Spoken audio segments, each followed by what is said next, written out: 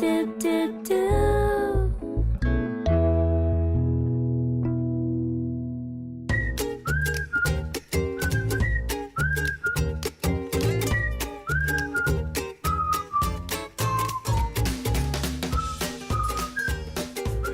à tous et bienvenue dans le MAG. Ce mois-ci, nous allons nous intéresser à l'eau à destination du monde agricole.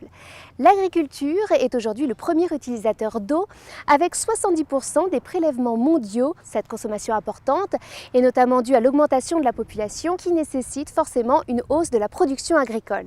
Suez Environnement, spécialiste de l'eau, contribue à répondre à cette question en proposant des solutions adaptées à chaque situation dans une gestion collective avec élus et agriculteurs. Via sa filiale lyonnaise des eaux, le groupe a noué un partenariat avec l'une des principales coopératives agricoles françaises, Terrena, qui compte 22 000 adhérents dans le Grand Ouest.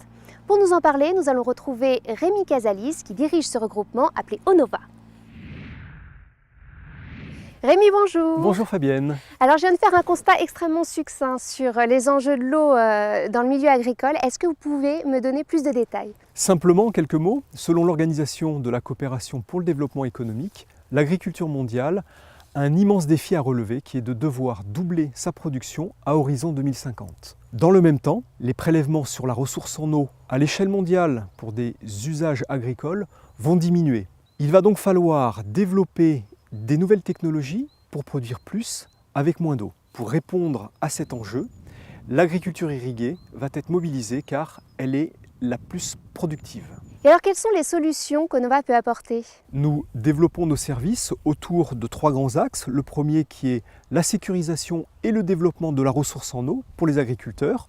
Par exemple, nous développons des retenues d'eau qui sont alimentées par des eaux de drainage de parcelles agricoles pendant l'hiver. Et cette même eau qui est stockée est ensuite utilisée pour irriguer, arroser ces mêmes parcelles agricoles. C'est ce qu'on voit derrière. Exactement. Le deuxième axe, c'est améliorer et optimiser la distribution de l'eau en mettant en place des systèmes de comptage et des systèmes de mesure dans les tuyaux.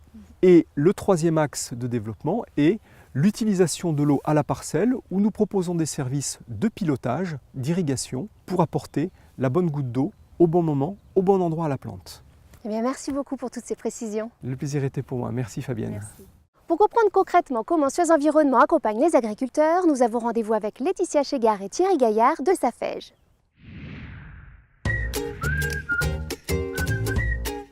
Bonjour Thierry. Bonjour. D'ici quelques instants, j'ai retrouvé Laetitia, mais avant, je voulais savoir, vous êtes hydrogéologue.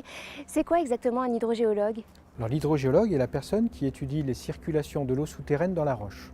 D'accord, et alors par exemple ici, dans la région, vous avez effectué une étude? Sur ce bassin, on a réalisé des forages, on a réalisé aussi ce qu'on appelle des traçages de l'eau souterraine, c'est-à-dire on a injecté des colorants pour regarder où est-ce que ces colorants ressortaient, et ça nous a permis de délimiter le bassin d'alimentation du captage, et à partir de ce territoire-là, l'agronome peut travailler avec les agriculteurs et réfléchir à des actions de reconquête. Eh bien justement, je vais retrouver Laetitia qui est agronome, comme ça je pourrai connaître la suite du processus. Merci beaucoup Thierry.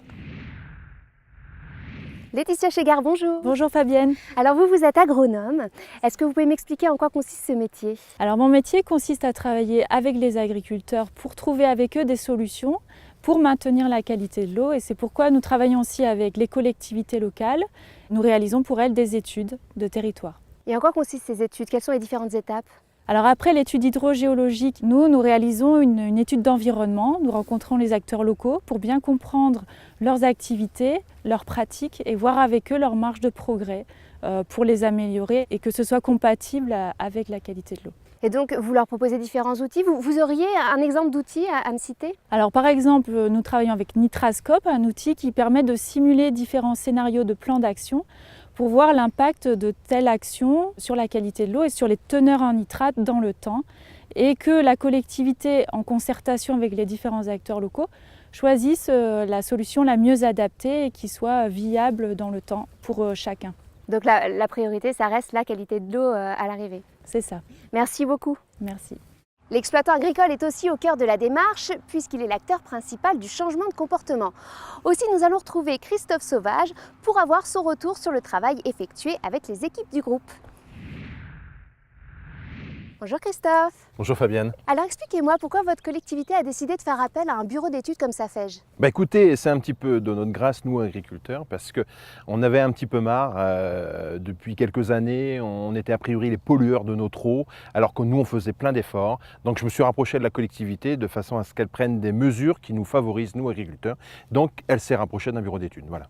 Et alors quelle technique vous avez choisi vous? Écoutez, il y en avait plusieurs qui étaient proposées pour nous. Moi, j'ai choisi celle qui permet de réduire la fertilisation, donc moins d'apport d'azote, donc moins de nitrates supposés dans l'eau. Il y avait également une mesure qui permet de réduire tous les pesticides sur toutes les cultures. Voilà. Et alors vous êtes plutôt content du résultat ou pas? Écoutez, moi j'en suis content parce que moi, je m'investis dans l'environnement.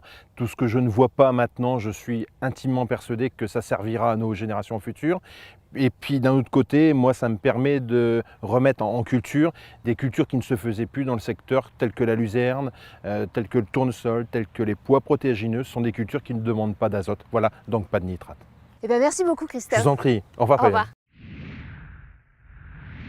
L'avenir est donc aux outils innovants et aux nouvelles méthodes de travail pour que qualité et quantité d'eau soient respectées.